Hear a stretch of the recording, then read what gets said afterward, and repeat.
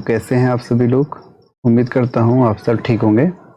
और आज हम यहाँ पर बात करने वाले हैं वर्णमाला चैप्टर की। और जैसे कि आप सभी को पता है कि वर्णमाला जो चैप्टर है हमारा, हमारे एग्ज़ाम के लिए बहुत ज़्यादा इम्पोर्टेंट है ना।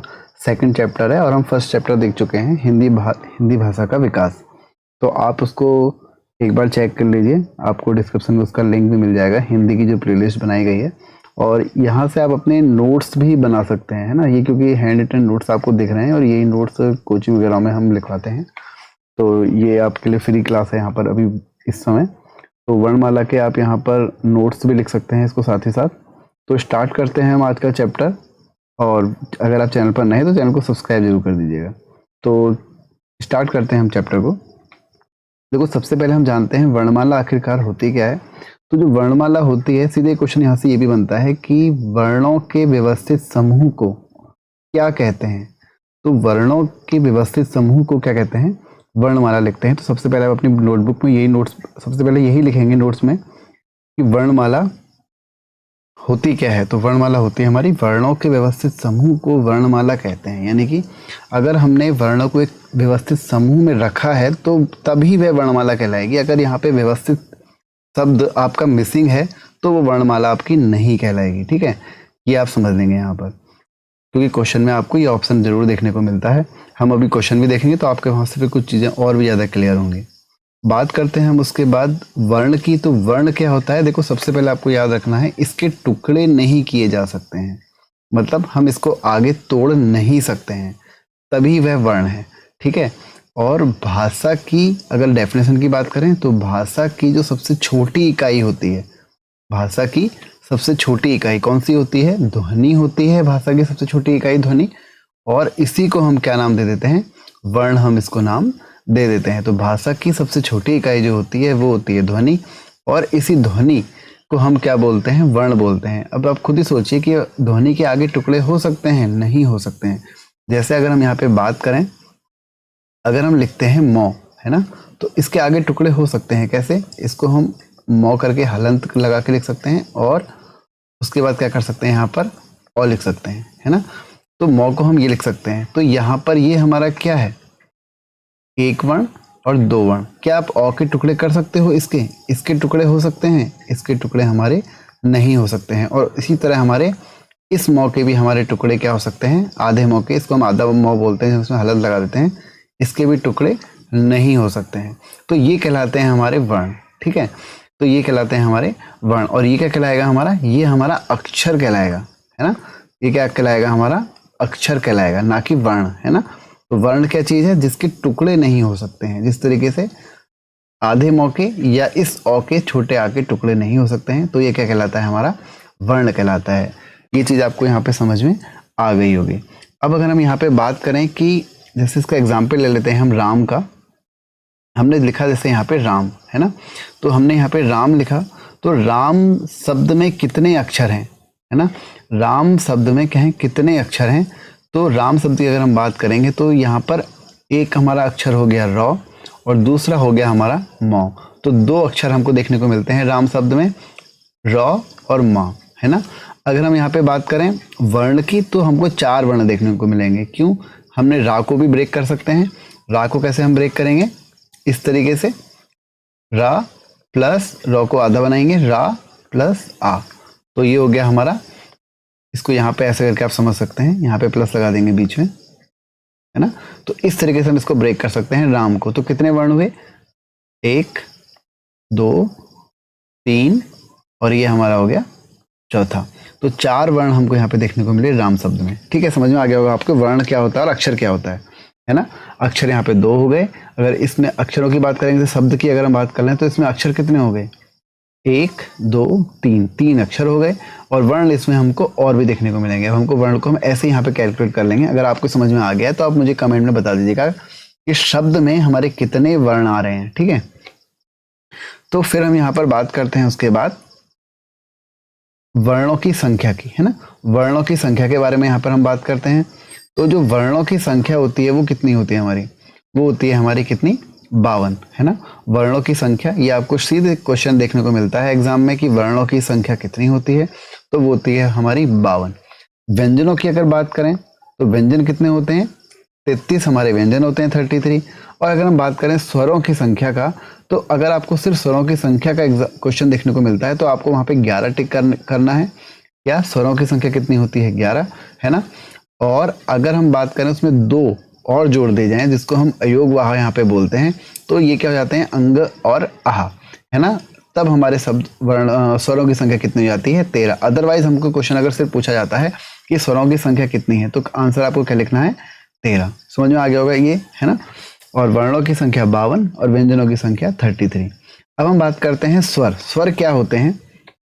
देखिए, स्वर जो होते हैं हमारे,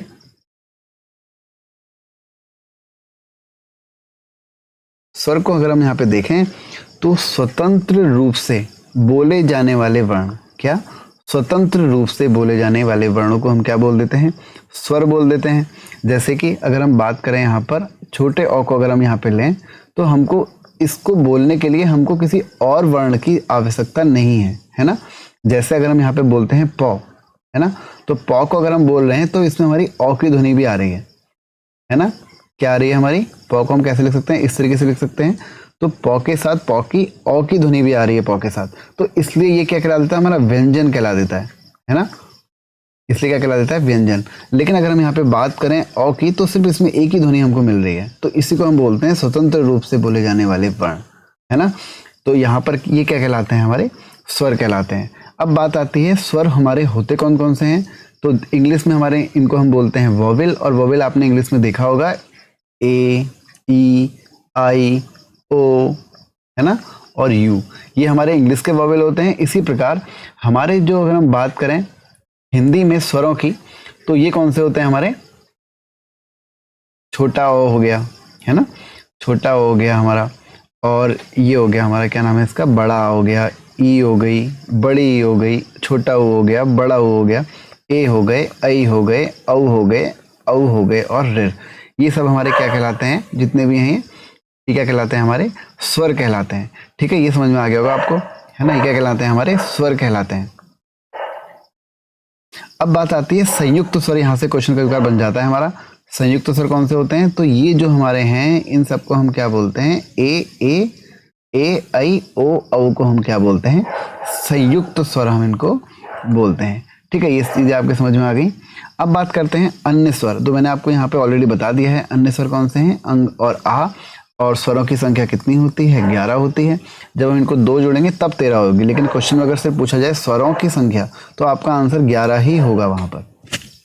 अगर आपका कोई क्वेश्चन है तो आप कमेंट में पूछ सकते हैं, है ना। अब हम यहाँ पर बात करते हैं, इसको हम देखो अनुस्वार और विसर्ग भी बोलते हैं। इसको हम क्या बोलते हैं? विसर्ग बोलते हैं। जब ये मात्रा आप देखा होगी अपने, विसर्ग बोलते हैं इसको, और इसको बोलते हैं हम अनुस्वार। ठीक है, ये चीज भी यहाँ पर हमारी क्लियर हो गई। अब आगे बढ़ते हैं हम स्वरों का वर्गीकरण, है ना। स्वरों का वर्गीकरण के हिसाब से हम देखते हैं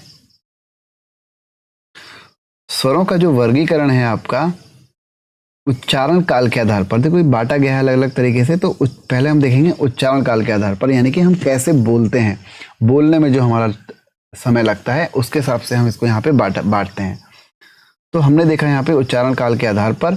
सबसे पहले हम बात करते हैं यहाँ पे ह्रस्व स्वर की। अब ह्रस्व स्वर का मतलब ये होता है जिनको बोलने में बहुत कम समय लगे, जिनको बोलने में बहुत कम समय लगे उनको हम बोलते हैं ह्रस्व स्वर। इसमें सामान्यतः हमको जो देखने को मिलते हैं वो जितने भी हमारी छोटी मात्राएं वाले होते हैं, जैसे अ, ई, उ, ये छोटी मात्राएं हैं ना, छोटी मात्राएं हैं, तो ये क्या होते हैं? हमारे ह्रस्व स्वर होते हैं। और इसके साथ एक और ऐड होता है ऋ, है ना, एक और ऐड होता है हमारा ऋ। तो ह्रस्व स्वर जिनको बोलने में काफी कम समय लगे तो उनको बोल देते हैं हम ह्रस्व स्वर। अब बात करते हैं आगे दीर्घ स्वर की। जो दीर्घ स्वर होता है हमारा, जिनको बोलने में ज्यादा समय लगे, ह्रस्व स्वर से अधिक समय लगे, या कह सकते हैं 2 मात्राओं का समय लगे, उनको हम क्या बोल देते हैं? दीर्घ स्वर बोल देते हैं। 2 मात्राओं का समय लगे, है ना। और जिनको ह्रस्व स्वर से बोलने में क्या लगे? अधिक समय लगे, उसको हम क्या बोल देते हैं? दीर्घ स्वर बोल देते हैं। इसमें आपकी बड़ी मात्राएं आएंगी। यहाँ पे कौन सी थी? हमारी छोटी मात्राएं थी। यहाँ पर हमारी कौन सी मात्राएं आएंगी? बड़ी, बड़ा आ, बड़ी ई, बड़ी ऊ। और याद रखना इसमें ए और आई दोनों आते हैं, है ना, ए और आई दोनों आते हैं। ए को आप यहाँ इंक्लूड नहीं करेंगे, है ना। ए और आई दोनों आते हैं हमारे दीर्घ स्वर में, और ओ भी आता है और औ भी आता है, और डॉक्टर वाला औ बोलते हैं इसको, क्योंकि जब आपको पता होगा जब हम डॉक्टर लिखते हैं ना, तो डॉक्टर लिखते हैं तो कैसे लिखते हैं, ऐसे करके लिखते हैं ना डॉक्टर। तो इसको हम इसलिए बोल देते हैं डॉक्टर वाला अ। तो जो डॉक्टर वाला अ भी हमारा किसके अंतर्गत आता है, हमारा दीर्घ स्वर के अंतर्गत ही आता है। तो आगे चलते हैं हम प्लस स्वर। वैसे अगर आपसे क्वेश्चन पूछा जाए कि उच्चारण के आधार पर स्वरों की संख्या कितनी है, तो उसका आंसर 2 ही होगा, है ना। और ये हमारा प्लस स्वर अलग आता है। जैसे आपने देखा था स्वरों की संख्या कितनी है 11, तो ये कितने हैं 4, और ये आप काउंट करेंगे तो कितने हैं 7। 1 2 3 4 5 6 7, इसको हम अलग रखते हैं। तो 1 2 3 4 5 6 7, क्योंकि ये आगत है ना, कहीं से आया हुआ है, इंग्लिश से हमने इसको लिया है, लेकिन हमारे जो मेन है वो यही है 7। तो 7 ये और 4 ये, तो 11 ही हो गए। तो प्लस स्वर हमारा स्वरों के भेद के अंतर्गत उच्चारण काल के आधार पर नहीं आता। उच्चारण काल के आधार पर आपसे पूछा जाए स्वरों की संख्या, तो वो कितनी होगी, 2 ही होगी।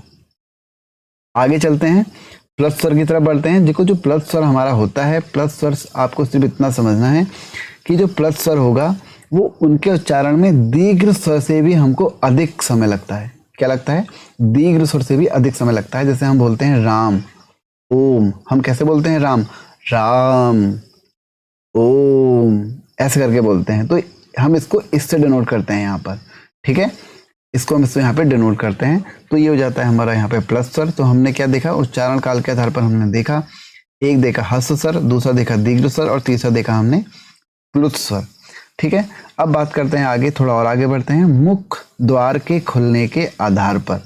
तो जो मुख द्वार के खुलने के आधार पर अगर हम बात करें, तो हमको इसको मैं आपको याद रखने की ट्रिक भी बता दूंगा। यहाँ पर एक होता है हमारा विवृत, एक होता है अर्धविवृत, और एक होता है हमारा संवृत, और एक होता है हमारा अर्धसंवृत। तो हमको मुख द्वार के खुलने के आधार पर कितने देखने को मिलते हैं, 4, यानी कि 4 भेद हैं इसके।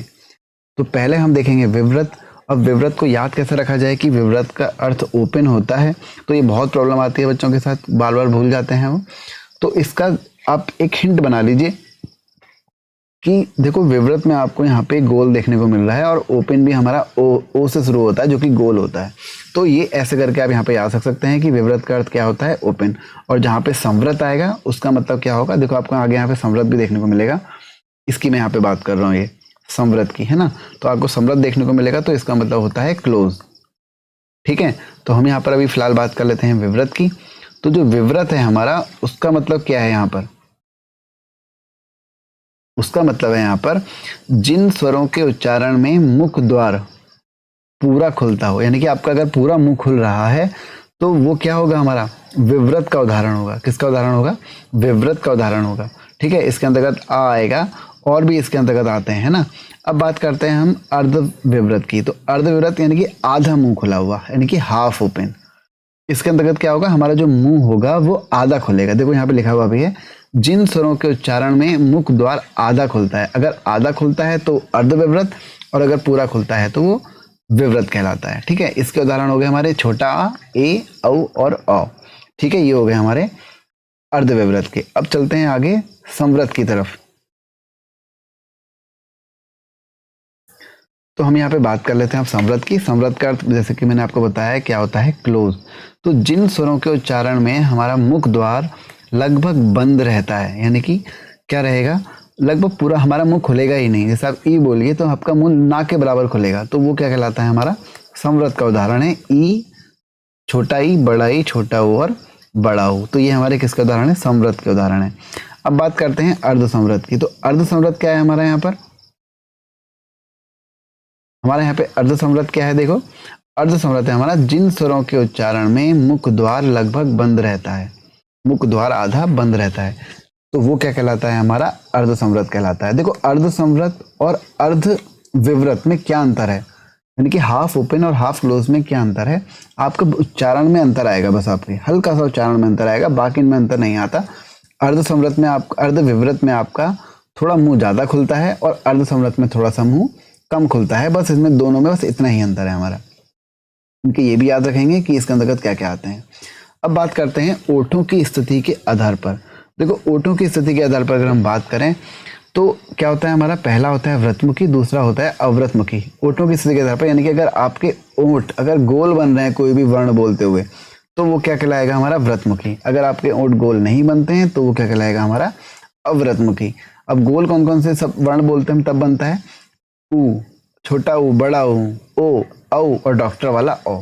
ठीक है, तो ये हमारे क्या होते हैं, व्रतमुखी के अंतर्गत आते हैं। अव्रतमुखी के अंतर्गत क्या आते हैं, छोटा अ, बड़ा अ, छोटी ई, बड़ी ई, ए और आई, है ना, ये हमको यहाँ पे देखने को मिलते हैं।